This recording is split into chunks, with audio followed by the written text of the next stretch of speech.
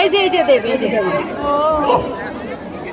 ওই তো কালো ওই যে হাতের ভিতরে একটা তরোয়াল নিয়ে আছে ওকে ওকে ওকে এই তো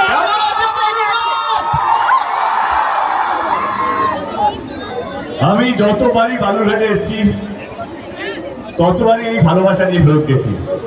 অনেকজন আজকে আমার সঙ্গে নতুন আমার সঙ্গে কলকাতা থেকে এসছে। আমরা যখন বাসে আসছিলাম আমি একটাই কথা বলছিলাম, যখন বালুরঘাটে ঢুকবে সব পরিবেশ কিন্তু পাল্টে যাবে, কিন্তু হ্যাঁ এত এত এত ভালোবাসা পাবে যেটা তোমরা কল্পনা করতে পারো না। এক্স্যাক্টলি। তো আমি আমার টিমকে জিজ্ঞেস করতে চাইছি, অনির্বাণ কেমন লাগছে? অনির্বাণ সামনে এসো ভাই। সুপার সুপার সুপার লাগছে। আমি আগেই বলছিলাম যে এরকম একটা বড় ছবি যেটাকে বলা হচ্ছে বাংলার বাহুবলী, এত বড় ক্যানভাসে এত মানুষের সামনে কমার্শিয়াল সিনেমা, বড় সিনেমা মানে মানুষের এই আইডিয়া দেবে যে মানুষের ছবি যদি করতে হয়, মানুষের কথা যদি বলতে হয়, তাহলে মানুষের কাছে গিয়ে বলতে হবে।